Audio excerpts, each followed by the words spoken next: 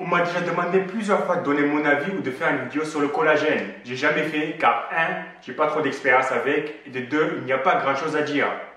Il y a quelques semaines, une chaîne YouTube Fitness a fait une vidéo sur le collagène.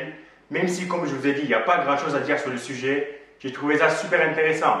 Donc voici tout ce dont vous avez besoin de savoir sur le collagène.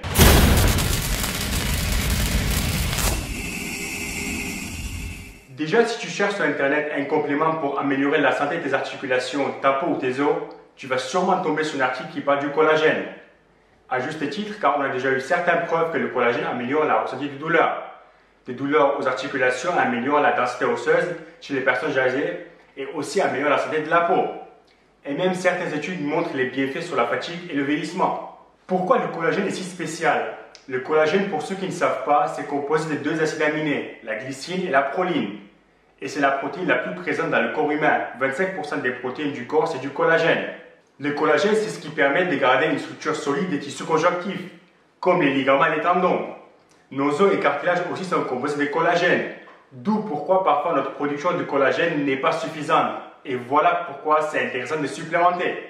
Une question qu'on peut se demander, est-ce que le collagène nous aide en musculation pour devenir plus fort et plus musclé? Pour l'instant, la réponse est on ne sait pas réellement car il n'y a pas encore de réelles études solides sur le sujet. Une étude en 2016, et c'est la seule, 12 semaines du collagène avec de la musculation a montré que ça a amélioré la masse maigre, la force et a diminué en même temps le taux de graisse. Mais des experts ont des doutes sur la vérité de cette étude car les résultats sont trop remarquables pour être vrais. Les résultats obtenus ressemblent aux résultats qu'on peut y avoir avec un cycle de testostérone sur 12 semaines. Donc c'est un peu suspect. Ceci dit, pour un pratiquant de musculation et surtout pour les sportifs, prendre du collagène n'est pas une mauvaise idée pour renforcer encore plus les articulations.